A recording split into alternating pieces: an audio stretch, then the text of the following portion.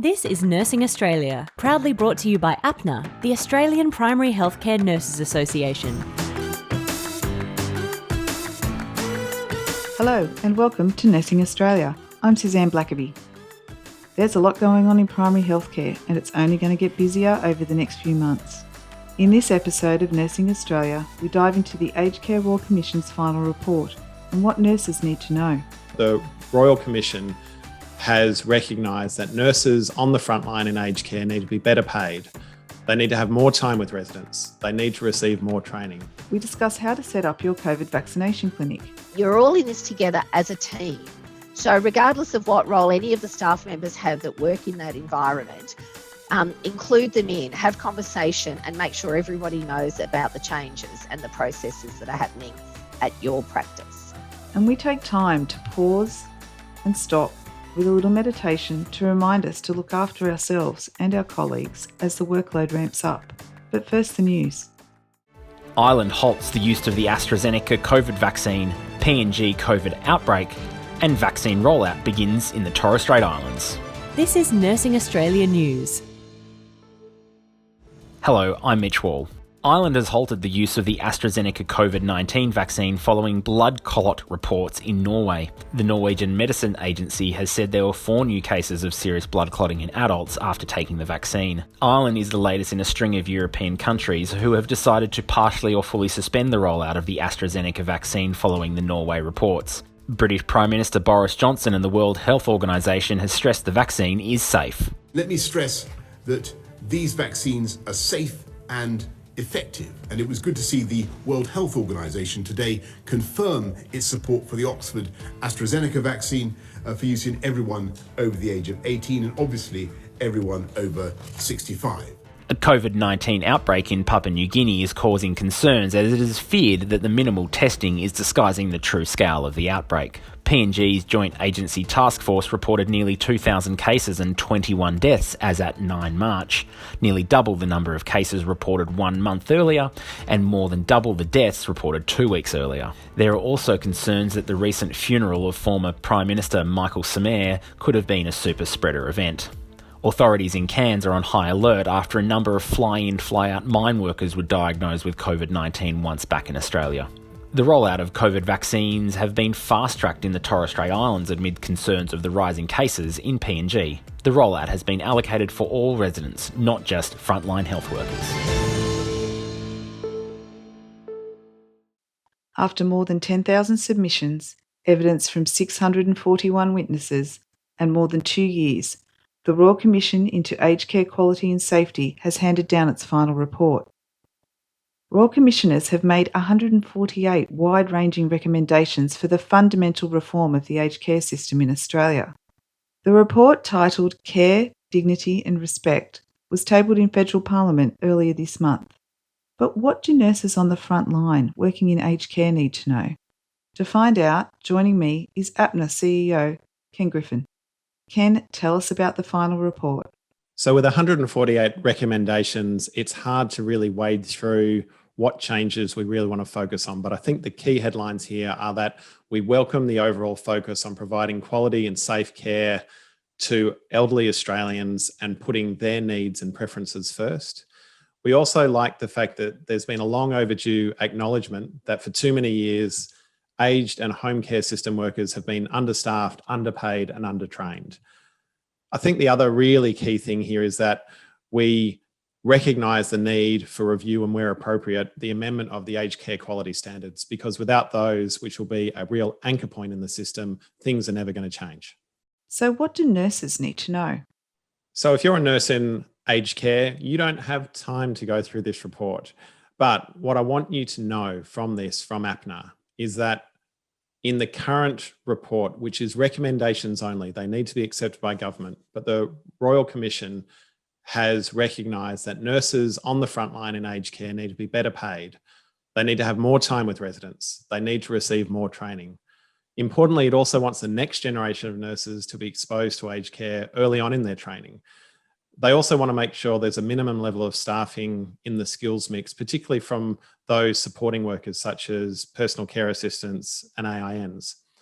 They want you to be able to work in teams. They want you to have more time with your residents. They want to reverse the decline in nursing care, and they want to provide a stronger role for nurse practitioners. And they recognise that nurses really hold the system together. So they recognise the need to give nurses more responsibility and oversight for some of the other allied health workers that work in the system. Right, and what are some of the solutions that can be put in place to start fixing the problems the Commission has identified?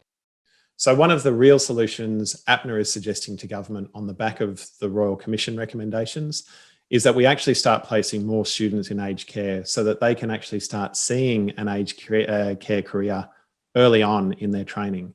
Without that, we're not likely to get new generations of nurses coming through. The other thing we want to do is make sure that the government follows through on having an aged care transition to practice program, because without grabbing nurses from different parts of the healthcare system who are interested in a change of career and supporting them to transfer into aged care well, we're unlikely to keep new nurses coming in as well.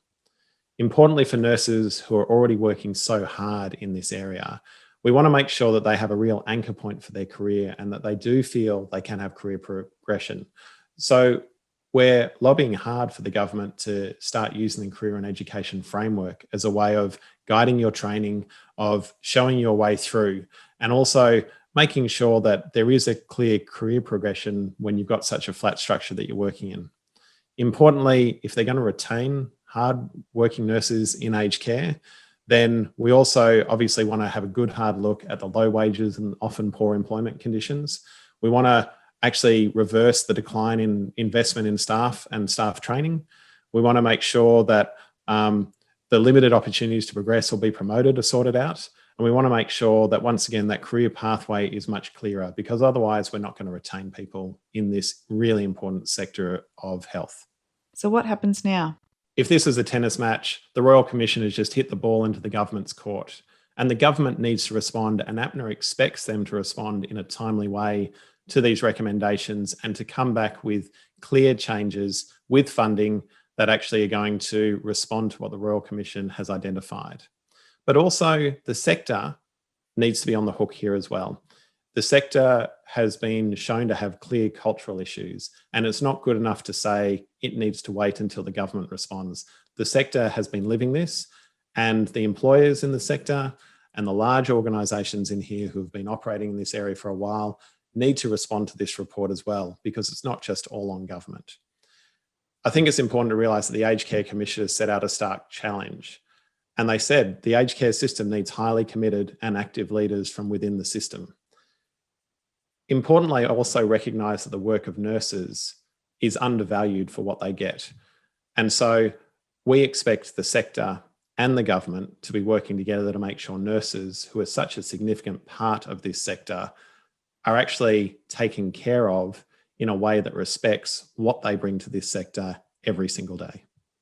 Thanks for your time, Ken. If you're an aged care nurse and are interested in transforming the industry for the better, APNA is currently seeking applications from nurse leaders to join its aged care planning and advisory group. For more information and nominations, please see the link in the show notes of this episode. 2021 Year of the Ox? More like Year of the Vaccine. Let's continue to protect the community against COVID-19 together. Members receive priority news alerts from key vaccine experts, access to APNA's COVID webinar series, and a competitive insurance offer to ensure your career is protected. Renew your membership and add professional indemnity insurance today. To ensure nurses are up to date with the latest on the COVID vaccine rollout, APNA are hosting a series of live webinars. The recordings of these are available here on Nursing Australia. To view the slides for the webinars, listen to Nursing Australia via the APNA website, or if you're listening to audio only, via a podcast listening app. In the fourth webinar, we were joined by Marg, Jennings and Margaret Dempsey to discuss how to set up your COVID vaccination clinic. Marg began by speaking about infection prevention and control, and then Margaret outlines how a nurse-led clinic model can be established. This is a space that sometimes it's really hard to say to yourself, but I see nothing around me. I don't see any evidence of any infection. So why should I worry? And I have to tell you that's very normal. but you're not normal. You're in healthcare, and you're in healthcare during a pandemic. And so I'm here to steady you and say, what part of a global pandemic are you not getting? I don't mean that to you personally, but there are some people I'd like to shake a bit and say, we are in the middle of a global pandemic. And we are one, if you want, rideshare driver away. We are one quarantine worker who feels a bit crook and might not say something at the clinic that they're going to because they've actually come for a completely different reason. And then 2 days later, the contact tracers contact you and say, by the way, you had a positive in your clinic. Now, you're going to thank your lucky stars if you are running your clinic every minute of the day COVID safe. The instant you say it's not here, or, oh, you know, we don't have any cases today, I've looked at COVID live, that's only telling me what life was like a couple of days ago for those who bothered to turn up for testing. So I need to rattle a few cages and say, you are not far away from a case. And if you say, oh, but you know, quarantine, well, I'm also here to tell you that every mainland state has had a community transmission that has come from quarantine. And I'm sitting here in Melbourne, believe you me, we know. So that's about saying, what am I doing now to run my clinic? So why not let your guard down? Because that is, in fact, the situation we're in. But also our risk is that we are in danger of a third wave. Why? Because, and it's already happened in the UK and Israel, and admittedly they've got ongoing, you know, outbreaks, cases went up. Immediately immunisation started, cases in some areas doubled. Why? Well, those people were perhaps already getting COVID and developed it, but more importantly, the barriers of the guard is down. Oh, well, the immunisation is around. That's great. So people stop doing stuff. So we are what we call immunologically naive population in Australia. We've not had many cases at all. And for anybody who says to you, what about herd immunity? Well, natural infection has never led to herd immunity. So let's just not even go there. So don't let your guard down. Run your clinic as though the person coming in with no symptoms is in fact infectious. How do we know that? Well, in one of my slides, you'll see that 50% of people who are infectious at some point in their illness or who may never go on to get it, 50% of people are infectious asymptomatically. So yes, a half of that 50% will go, they're in the pre-infectious stage, they'll go on, but they've probably come to you maybe to get blood pressure taken or for some other reason, and bingo. So that temperature check at the door, I don't think that that's enough. Only about, 45% of people have a fever. And, you know, get into my age range and less so, you know, that response isn't always there. So it is about questions. Everybody coming in, and I'm talking about your clinic being a little bit two-sided. I won't say schizophrenic, but you know what I mean. You're running a clinic and you're also wanting to do your vaccinations. So you're really having to sort of split yourself there a bit. But the patients coming into you for all the normal stuff, run it as COVID normal. So don't fill up your waiting rooms. And I'm also here to tell you that 1.5 metres, well, you can almost forget it. If you're in an enclosed area with a number of people and no ventilation, and by the way, ventilation is not aircon or a fan, ventilation is 10 to 12 air changes per hour. And I know I've had people scurrying off to, you know, building operators to say, how many air changes? Nobody's got any idea. So windows open, doors open, run your clinic outside if you can. So lots and lots of air changes. I mean, really, pre-pandemic, people were sitting in stuffy rooms doing all their bits and pieces. No air exchange. This is really high risk for COVID. So, or SARS-CoV-2 being the virus, COVID-19, the infection. So just get into that normal space where you say to yourself, I'm doing stuff like the sneeze shields, staff have got masks on. The risks of a third wave are where people let their guard down, and of course the people that we'd be most concerned about are our quarantine workers, and they are being immunised first. But remember, you don't make antibodies within an hour of getting the vaccine, and it really is 3 weeks before you even start to make some degree of protection. It won't be enough. You need that second shot, which really primes.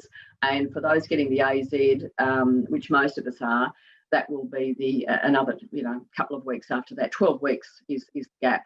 For those getting the Pfizer RNA, 3 weeks apart, and then you'd really have to say it's another 2 weeks after that. So really, precautions must be maintained. And in fact, because some people aren't being immunised or may not be able to be immunised, choice or not, we're still going to have to wear masks. So that will be for some time. And I know we can get cranky about having to wear masks around people late in the year because they don't want to be immunised. Let's worry about that then. So this idea of mass immunisation is something that's quite different for general practice. We pride ourselves on that one-to-one. We're giving the patient individual attention, their concerns. We adapt our activities to their needs. And then along comes mass immunisation, mass vaccination. No, completely different. This is the sausage machine. And as I said to the group the other day, and you need to have the best sausage machine going around. And that is, we know that patients are not to come when they turn up for immunisation for a consult about, side effects and everything. No, all that stuff is done well in advance. That's the theory. I think you know what life's like. So we need to be a little bit flexible. And yes, we all wanted our vaccine yesterday, but that ain't the way life works. We've got a great interest in getting as many vaccines into arms ASAP. And the reason for this is that we really want to get that happening, immunity, before more variants come along. Variants will come along all the way through. The virus, it's an RNA virus, so it mutates. It mutates more than, say, a DNA virus like, smallpox or herpes or something. So it is mutating. Some of the mutations aren't very different, but I think people are looking at that South African variant, and I see that we've got 2 cases in Canberra coming in from quarantine.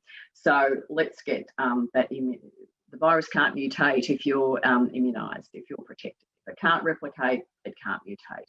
So that's our interest in immunising the country before that. And I'm sure you know that a lot of countries are signatories to COVAX, which means that an amount of vaccine goes to countries that would not normally be able to afford it. So Australia supports that. And I would say our interest is definitely the Pacific, where hopefully a lot of the manufactured vaccines from Melbourne, from CSL, will also start to go into the Pacific. It's really important that we support our neighbours and keep an eye on things there, just as we keep an eye on each other, on all the states. So the risks of a third world, I've got there, don't rely on contact tracing. I don't mean to be mean there, but this is what I need to tell you. In Melbourne, in this last outbreak that was, possibly the nebulizer and just huge amount of spill, as soon as the door was opened in the hotel room, an immense cloud of airborne, aerosols, etc., just went into the hotel corridor, and the poor bloke with his mask on, standing there probably for a while, copped it.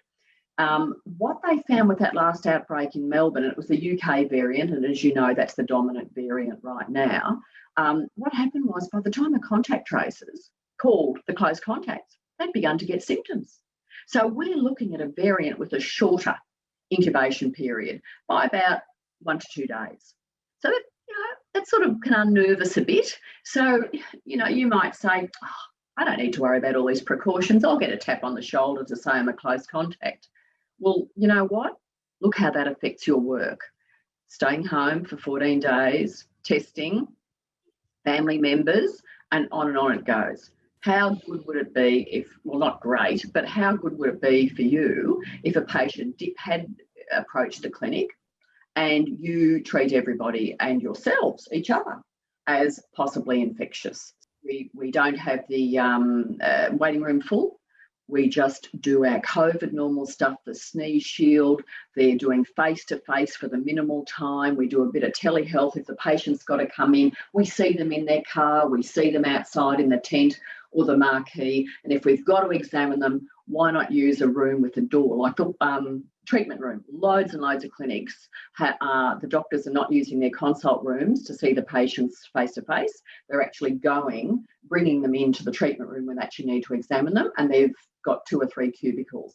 And they're saying that leaves their consult room as a place they can do telehealth. Some of them have put in a little coffee machine, but I'm not supposed to mention that, their own personal coffee machine. And they don't have to wear a mask, of course, when they're in there on their own. So I've given you a few things there. 2 hours, honestly, is about the life of the surgical mask. Let's not be too heroic. You need to be having breaks, big time, you know, to go to the loo, to have a drink, etc. Get the mask off, do your hands, off you go, come back, fresh mask. The only place for a used mask is a bin. Use the pandemic as a great chance to get rid of toys, magazines, linen, water station, and also nobody should be working with food by their side. That's about other people with them and touching and back to the mouth and bingo. Beautiful way to spread stuff. But in terms of reception, why have 2 people at reception? All they're going to do is try to keep away from each other. So have one who's doing the phone calls in a room on her own, and the one at reception, you know, greeting the patients, calling the patients in when it's their turn. That would stop patients hanging around. So what drives, the big risk drivers for this are time and distance. So longer time and distance close up, and add in lack of ventilation, and bingo, you've got a recipe. So just act like it's there all the time, and you'll actually find life a bit easier. So what have we got for the next one there? Next slide, please. I've mentioned with the actual clinic itself, think about outside, and if you are running it inside, look, I know at my clinic where I live, they actually have a back door to the treatment room. And we'll be sitting there because we already did that last year for flu, and that means we were within view of our nurse immuniser and obviously, you know, doctors on site. So thinking about that, a couple of tents, etc., etc. One little tip is, wear masks. And if you're inside, patients have got masks on, you've got masks on. Outside, and I'm thinking about some of the weather that people are experiencing right now, but face shields are not a replacement. It would be mask plus face shield if you want to wear a face shield, but face shields, really, we're not in that necessarily risk environment right now, but definitely a mask. And I've got little clips on my website to show you how it actually works, the mask, the surgical mask. Little time saver tip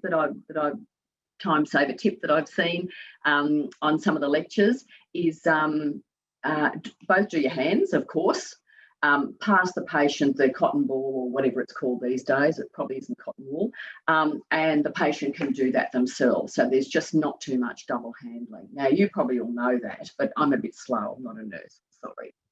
And also the importance of the 15-minute wait area. When I had a look at one of the papers written about anaphylaxis, and it's you know, it's not high, no higher here, but what they did find was that all except one person went into anaphylaxis by 11 minutes.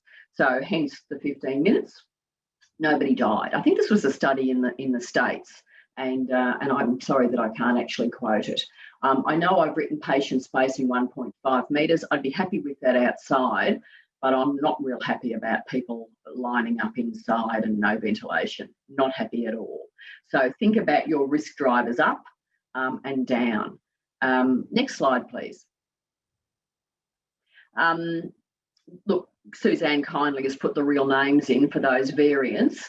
As I said, the UK one currently is the dominant strain. So what happens is, as I said, the virus does mutate through a pandemic, happily, and let's not be preoccupied with the variants. Let's get the vaccine. With the AstraZeneca, they've used a chimp adenovirus, which is a DNA virus, and they've plugged into that some of the protein codes that will make spike protein. So that virus delivers that into your cells. your cells start to make that protein. That virus, by the way, that chimp adenovirus, does not replicate. It does not. It's not capable of replication in your cell.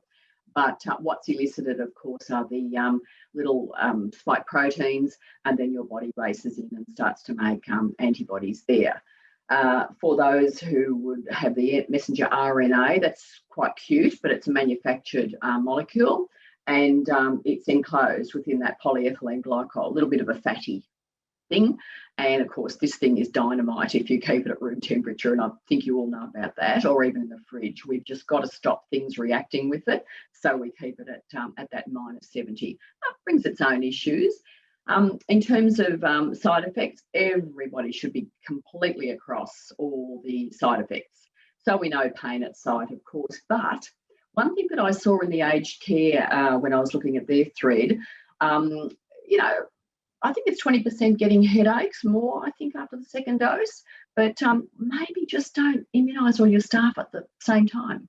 Because if people want to be off the next day, because they're not feeling flash, then allow for that. So I'm very big on people understanding, the percentages who get sore arm, the percentages getting headaches, fevers, chills. And of course, I have to say that the disease is worse than the vaccine. You don't deliver a vaccine that's worse than the actual infection. And with the variants, even if the vaccine you're getting isn't going to, that's good, we're going to immunise our staff on a Friday. That is shocking, Helen, all right? I can see that come across. But certainly what I'm saying is be generous with your staff, because we just can't have people who are not on their game delivering vaccine to other people when they just got their shot 2 days ago and they're not feeling fantastic. So yes, all vaccines come with side effects. And we should really understand that, and patients need to know that ahead of time too. There was one other vaccine that people asked me about, and you can dump inactive virus into somebody's system, but we're not doing that with the Pfizer or the Oxford AstraZeneca. Or you can grab little protein subunits. That could possibly be the Russian vaccine. So I have cut up a surgical, just a minute, I've dropped it. I've cut up a surgical mask. I know that's like a crime, but what I wanted to do was to show you that there are 3 layers. There've got to be 3 layers in your mask. We're not using homemade masks. The patients can come along with homemade masks, but not us. So what happens is you've got the outer one, and that will block a lot of the large bits of, spit and snot that come your way. It's critical that it fits over the nose, big and flat on the face. So none of this twisting it, that you might see. None of that. Because what we want to do with this mask is encourage the air to come through the mask so it hits the filter. And this filter is this middle layer. It feels like skin, for a graft. And this is electrostatically charged, and it will attract stuff that I'm breathing out. This is actually primarily to protect others from me. This is what surgical masks were all about, to protect the patient from me. So my bits get stuck on it and your bits get stuck on it. And then there's the layer that's nearest my skin. I think it's just softer, but it also works well too. So what you want to do with it being so nice and loose, but really tight here, is you want to take your air in from there. You don't want to be taking it in from here, which is why we tend not to wear a mask when we're running, because there'd be so much pressure on the filtration of the mask that all your air would, come in here. So that's what we want. If you don't have it fitted across here, air can come in or worse, go out unfiltered. And so that's the point of wearing your surgical mask. Once it's wet, it's actually not that effective. Hence the reason for changing it every couple of hours. So I know I've seen wear it for 4 hours. I think that's, well, don't ask me what I think there. So I've now got a transmission quote. This woman is just sensational. So this is Monica Gandhi, who cut her teeth doing loads of work in the 80s in HIV. She's from the University of California, San Francisco campus. And I put on my website the lecture there. It's one of the grand rounds. It is just excellent. But if you can get a listen to her, this I love the quote. Vaccines don't need to completely stop COVID-19 transmission to curb the pandemic, and I urge you to read the Scientific American article to understand that premise. And then finally, I will add that a ID doctor that will remain nameless in Boston said to me yesterday, it'd take a special kind of pessimism of someone to think that vaccines will not decrease transmission. He says, don't start chasing rabbits and saying, will it stop transmission? You'd have to be an absolute pessimist to start going down that way. So thank you. Much appreciated, Marg. That was fantastic. I think everyone would have got a lot out of that. So thank you. That was great. Now throwing over to Margaret Dempsey, who is the APNA Project Officer, Building Nurse Capacity. Margaret, take it away. Thanks, Mitch. Great insights there from Jennings about the sausage machine, structured process, but flexible, a note that I recorded. So one of the roles that I have with APNA is to help nurses establish nurse clinics using APNA's 8 nurse clinic building blocks to guide you.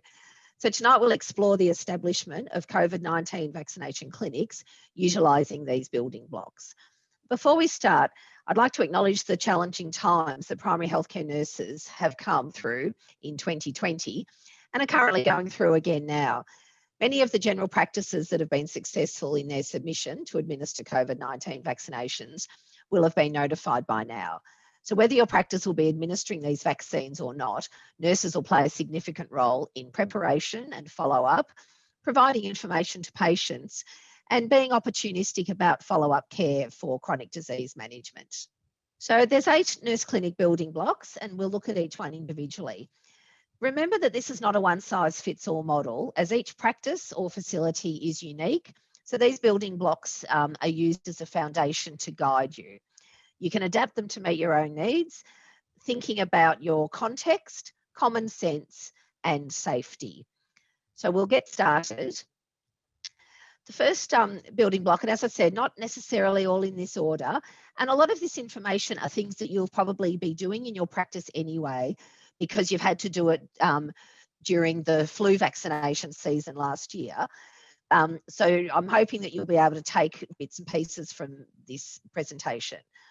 So we know the benefits of mass COVID immunisation and the need to vaccinate as many people as possible, as soon as possible. So start by reviewing your practice's COVID safe plan.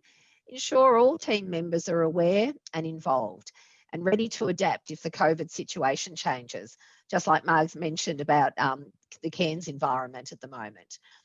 So how many patients will you be immunising in a session, and how will you ensure a safe environment for patients and staff? How will you contact patients for vaccination, and who will do this? So don't try to go it alone with all these things. Remember that this is a team approach, and in your practice or facility, there'll be a lot of team players that have specific strengths.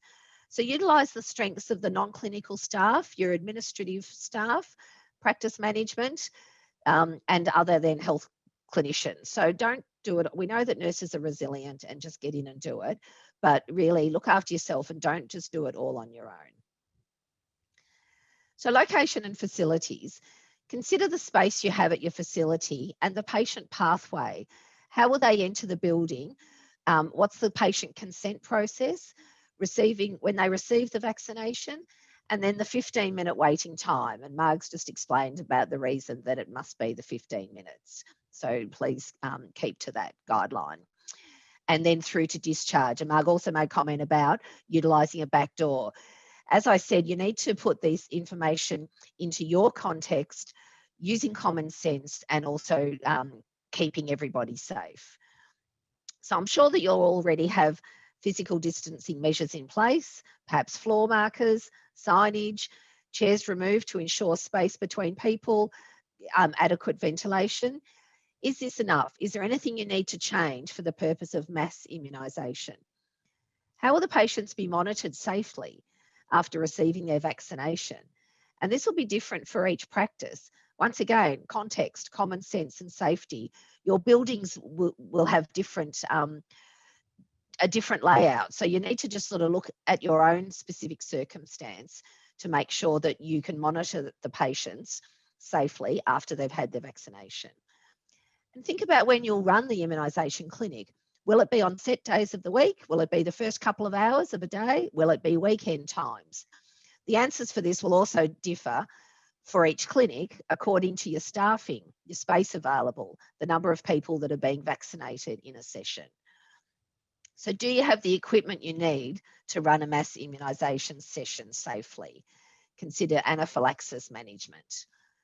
Factor in the use of reconstitution of multi-dose vials. Do you have all the equipment that you need? And also, what happens if there is another significant event at your practice at the time, like chest pain, asthma? Of course, there's other things going on at your practice. It's not necessarily just COVID vaccination time. So give considerations to how you'll manage this within your own setting. So now looking at supporting systems and processes. Develop a responsive and flexible appointment system.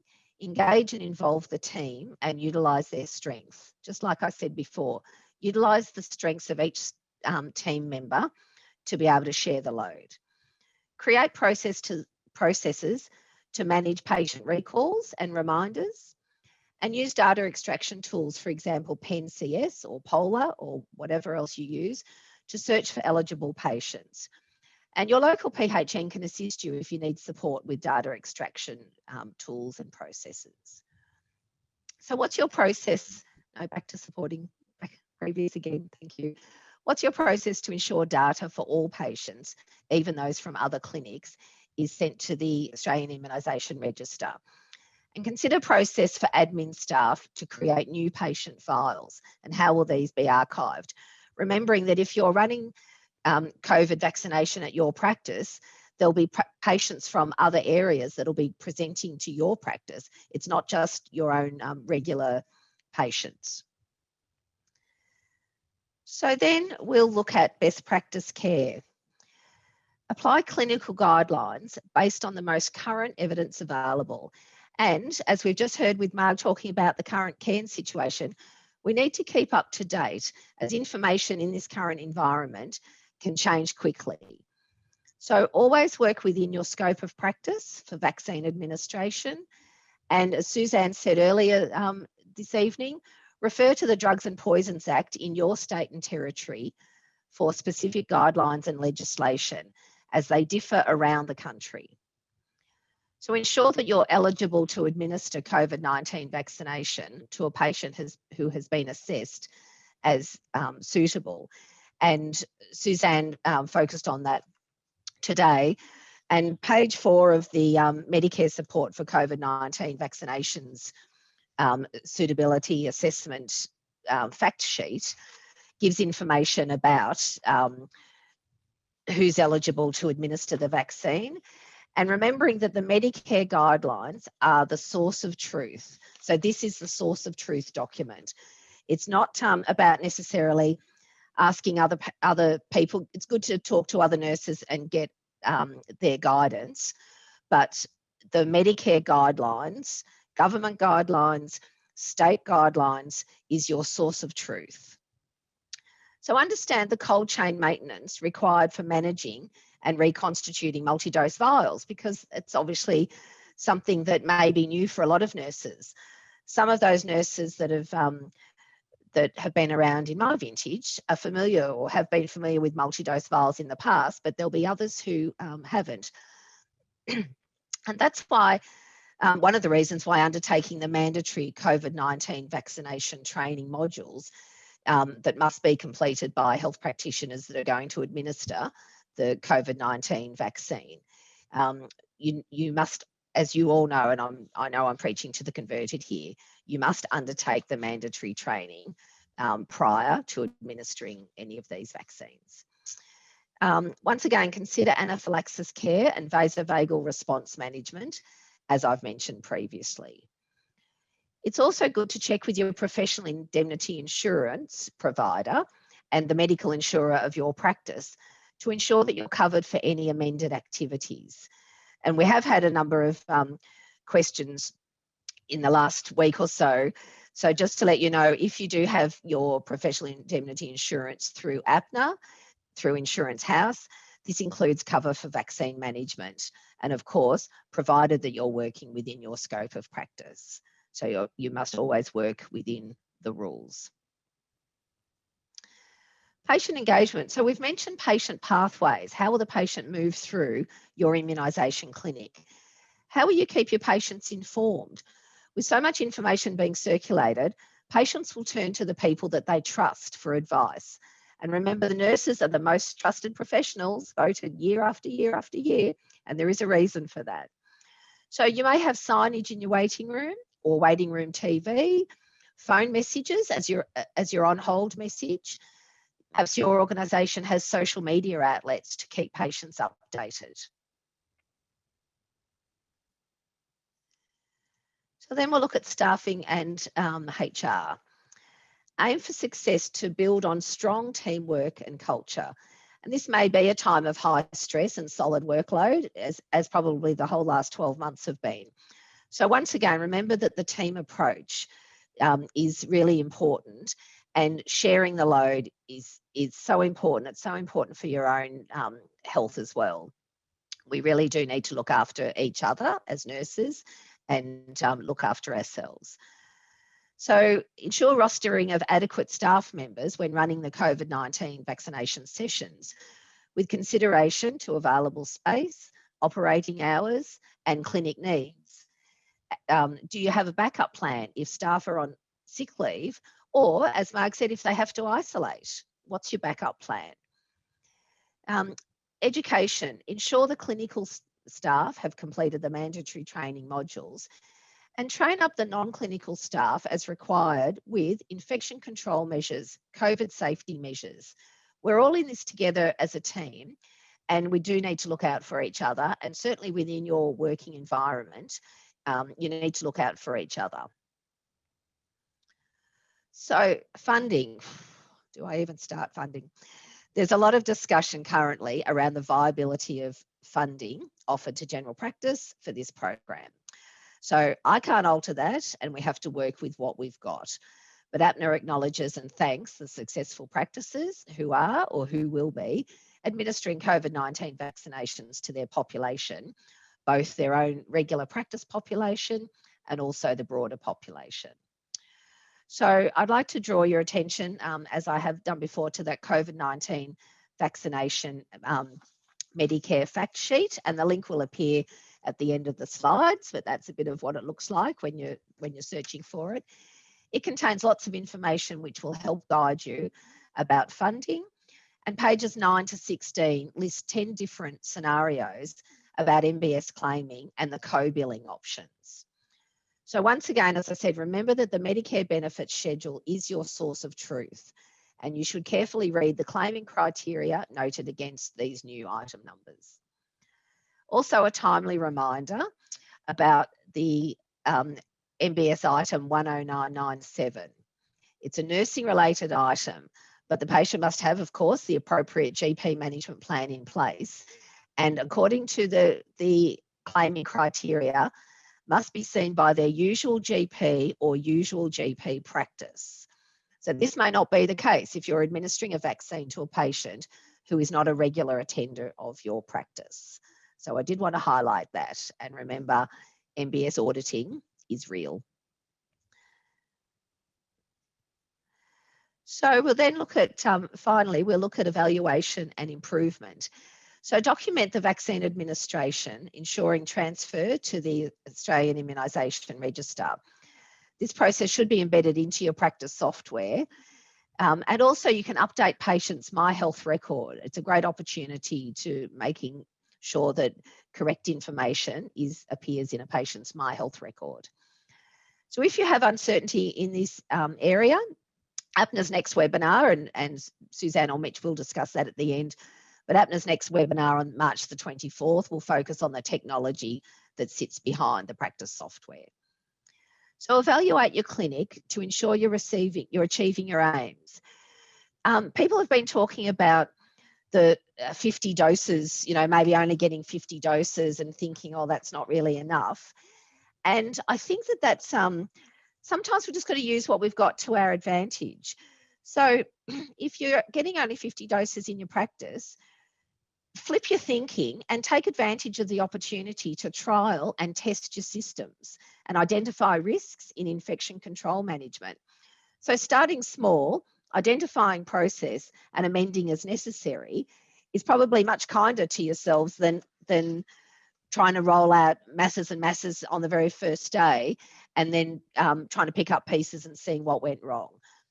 So utilising the flipping thinking and actually work to starting small and identifying and evaluating what you've done, what worked well, and what areas could be improved. So, and discuss that as a team and amend accordingly. And then let all staff know about the changes. Just constantly keep thinking about you're all in this together as a team. So regardless of what role any of the staff members have that work in that environment, include them in, have conversation and make sure everybody knows about the changes and the processes that are happening at your practice. And so many of you will be familiar with the PDSA cycle of improvement methodology to plan your action, do it, study the results and act on what you've learned. So remember, changes to systems, processes and structures within your practice achieve the best results when a whole of team approach is adopted. And I know I've said that 15 times throughout the this presentation, but it's really important to not try to go it on your own. And remember, this is new for everybody. And so we're all in this together and we're learning together. And it's a time to continue to work together to get the population vaccinated as quickly as possible so we can get back to a better kind of normal. Thank you. Thank you, Margaret. That was fantastic. Lots of gems in there. I think everyone will have got a lot out of that. So thank you very much. We're now going to jump into the questions from Zoom Q&A, and I will ask these questions this evening to everyone who's on. So the first question comes from Catherine Cox, and it says, can you please confirm that if the training for AstraZeneca vaccine states the drawn up dose must be used immediately, that we must withdraw each single dose from the multi-dose vial one at a time, puncturing the vial 10 separate times? There's a couple of things in this question. We do not have thermostability data on what happens to the vaccine once it's drawn up into the syringe. So at this point in time, the recommendation is once it's drawn up into a syringe to use it immediately. Now, I have sought to clarify this and I have spoken to AstraZeneca last week and got some advice around this, but I'm waiting to see if we can have a guideline in writing so we all know that if it's okay. So at the moment, you know that once the vial's reconstituted, it's okay for 6 hours. What we don't know is if it's going to be stable in a syringe for that kind of time or anything close to it. So the advice at the moment is once drawn up, it needs to be used immediately. If you're going to use a full vial within a few minutes, then it's perfectly fine to draw up all the doses in the vial and use them on the next group of patients coming through.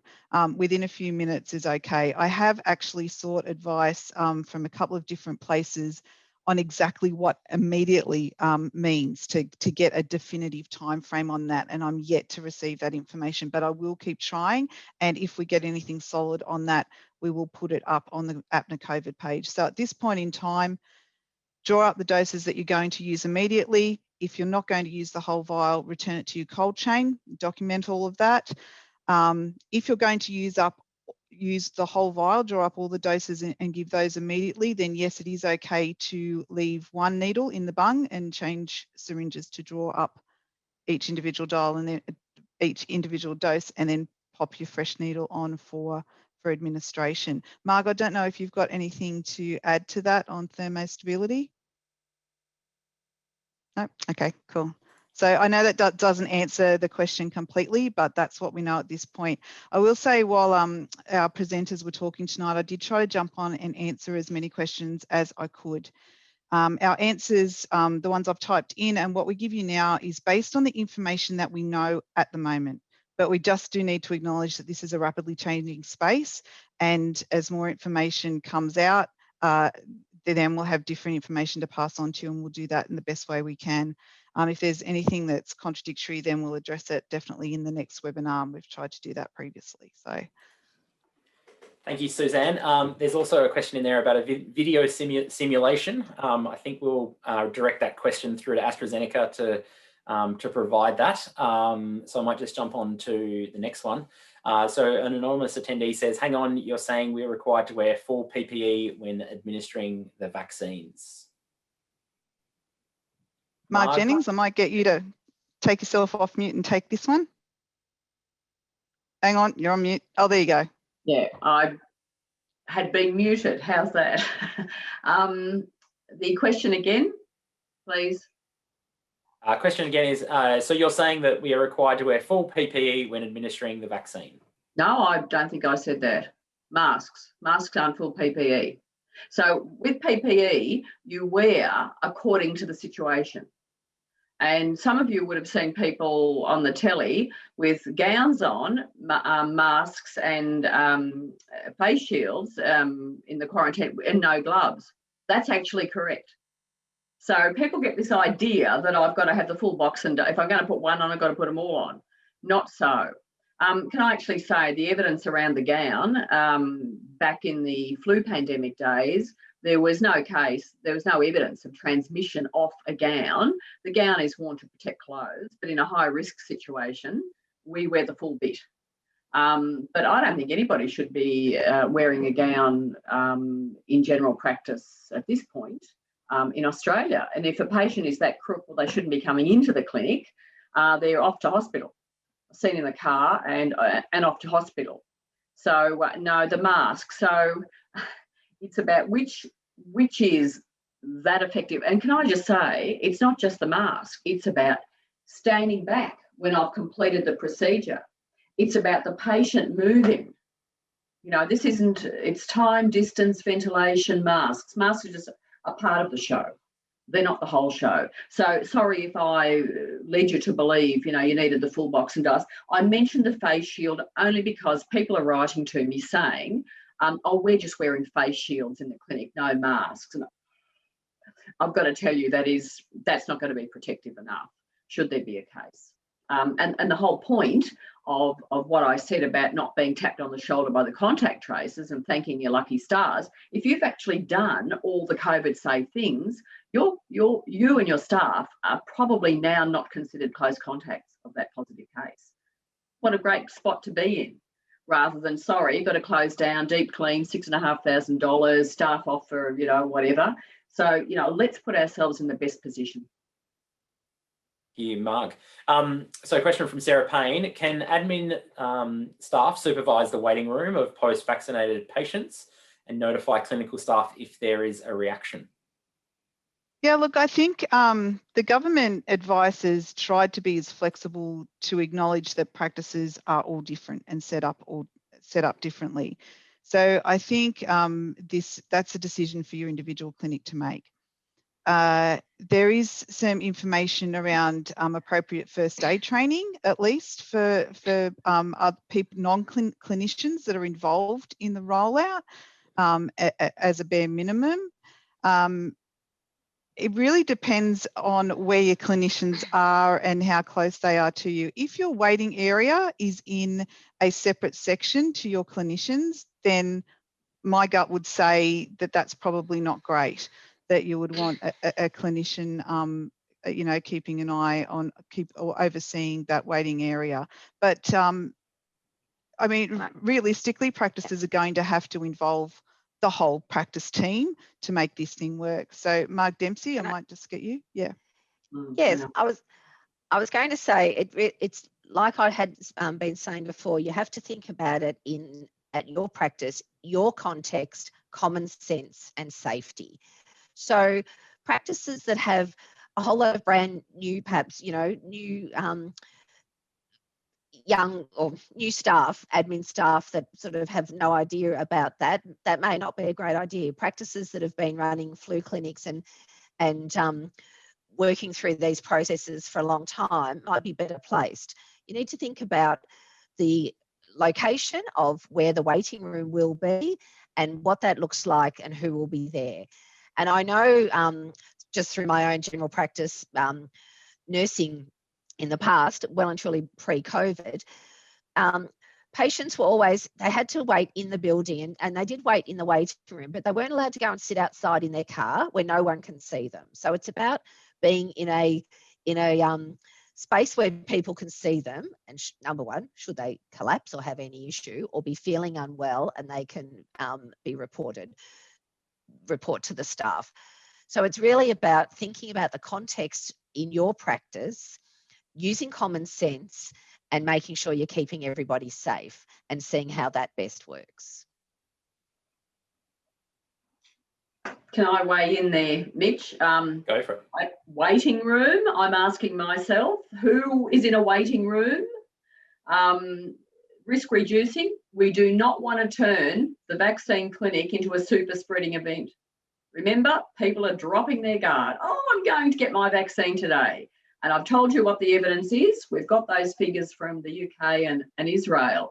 I'm thinking about my own clinic where I go to get my shots, and we are outside. In fact, the immunisation occurs just inside the door where the nurse can see us. I've also seen on some of the setups, they've got two marquees, one for administering and one with the chairs spaced out in the marquee where people can be observed.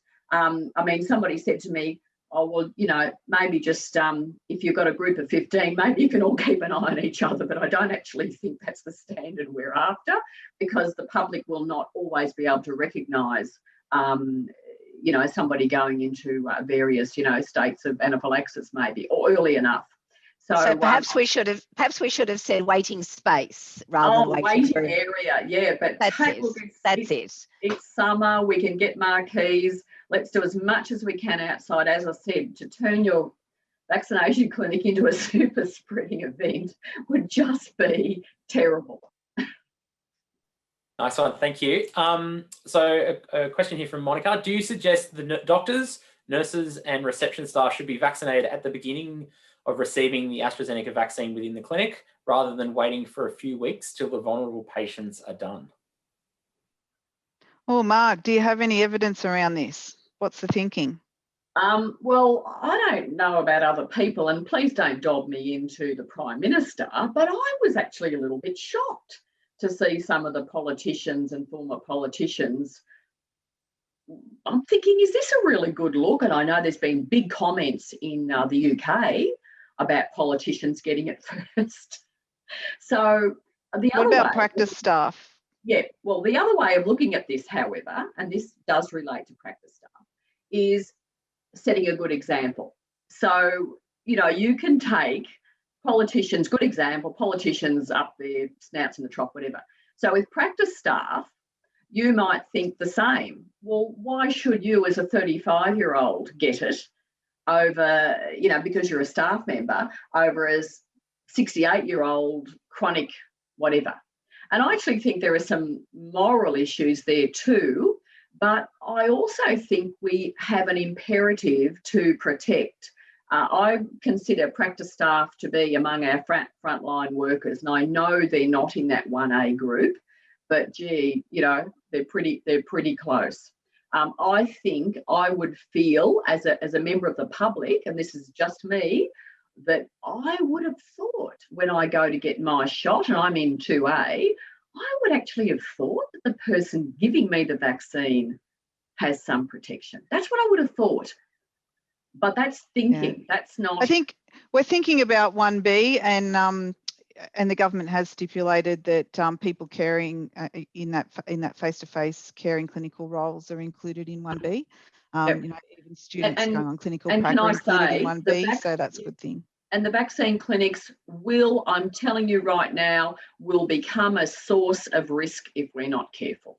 And so therefore I'd want my staff who are seeing patients turning up all the time and patients who drop their guard, And, we will get outbreaks from quarantine, sure as eggs are eggs. In fact, if we don't get one from Cairns, I'd be a little bit surprised. So being in that space is quite stressful. But if my nurses, doctors, admin staff have all got the shot, firstly, I hope they don't drop their guard. That's a danger. But I'd also like to think that they are high risk because they're seeing multiple patients who are dropping their guard. So, there are some arguments that, I'd really hope that they're in the 1B. We've probably got time for one more question.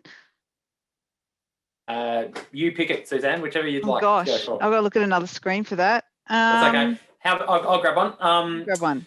Last on the AstraZeneca vaccine. Is the AstraZeneca vaccine able to be stored for 6 hours under 30 degrees, drawn up, or only in the vial? Yeah, like the first question we looked at this stage, only in the vial, not drawn up into syringes because we just don't have thermostability data to back up that process. But APNA is aware that this is a hot topic and we are seeking more advice on that. I did put in a call to AstraZeneca on this last week and I'm asking for some written information. And as soon as we've got it, we'll just push it out everywhere for you. So yeah, it's a tricky one. It kind of makes sense. I guess one of the concerns is wanting to draw up vaccines the day before for a clinic the next day. Those kind of things are the questions that are being asked. And I guess because we haven't seen it written in the literature with any scientific backing at this stage to support that that's okay, that means that it's not until we get the evidence to say that we can do otherwise. So at this stage, no. You need to use up your drawn up doses immediately. Again, don't know exactly what immediately means. We asked for clarification on that as well, but within a short period of time on that group of patients. If you don't need to, if you don't have enough patients coming through to draw up a whole vial, then don't, because you can return the vial to your cold chain, or you can have the vial for 6 hours once it's reconstituted. So that helps. Lovely. Thank you very much, Suzanne, for that one. And thank you to everyone who joined us this evening. Thank you to Marg Jennings, Suzanne Blackeby, and to Margaret Dempsey. Thank you very much for joining us. That was fantastic. To download the slides for the webinar, click the link in the show notes. Our next webinar in this series will be on the 24th of March, and it's titled Record, Recall and Report. Learn the finer details around using your practice software, uploading to AIR, and reporting AEFIs for the COVID vaccines. This podcast is brought to you by APNA, the Australian Primary Healthcare Nurses Association, and is only made possible by our members. Join today. Google APNA membership. Who has the time to wade through every piece of healthcare news? Primary healthcare nurses certainly don't. Fear not. APNA's Weekly Connect e-newsletter condenses key industry news into digestible content while serving up a feast of useful resources. Stay in the know and save time. Subscribe for free at www.apna.asn.au. As we know, there's a busy period ahead for nurses working in primary healthcare. It's important to remember to take some time out for us and stop. Nurse Sarah Cosgrave is back to run us through a meditation that will help us prepare for the future. In this time of pandemic and COVID, the rolling out of new policies and vaccinations, this is really a time to acknowledge your efforts, to fill your cup so that you can continue supporting your patients and your clients. And so in that space of filling your cup, I invite you to take a seat. Place your feet on the earth, on the ground, wherever you may be, and begin to center yourself despite the deadlines, the external pressures, the external stresses. Allow yourself to come back to you, filling your cup, allowing your needs to be a priority. And to do this, bring your focus to your breath, breathing in through your nose, for 3, 2, 1, and out for 3, 2, 1. Breathing in 3, 2, 1, and out for 3, 2, 1. Breathing in for 3, 2, 1, and out for 3, 2, 1. Noticing in your body any spaces of tension, of stress, and bring your attention to this space. Taking a deep breath in to that area, perhaps in your neck, your shoulders. It might be your upper back, your lower back, your hips. Noticing where your body is at this time, how you are feeling, and tuning now into your body, allowing your entire body to relax as we scan from the top of your head, moving your attention and awareness from the top of your head, gently moving down your face, your forehead, allowing your jaw to relax and release, bringing attention to your neck, breathing into these spaces.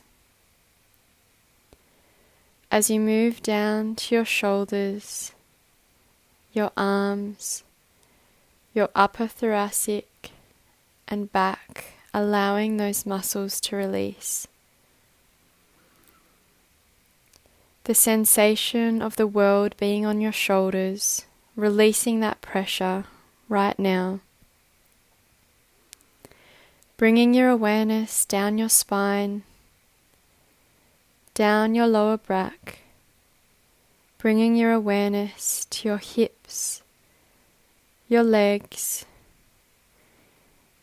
moving down to your knees, your ankles, and finally, feeling that release and tension out through your feet, out, allowing the earth beneath you to hold you in this time and space, and remind you that you are always supported, and you will always be supported as you come back to your center in breath. Thanks, Sarah. That was wonderful. Well, that brings us to the end of this episode. Thanks for joining us, and we'll be back in a couple of weeks. Nursing Australia, the podcast for Australian nurses working together towards a healthier Australia. For more information, please visit us at www.apna.asn.au. Thanks for listening to Nursing Australia.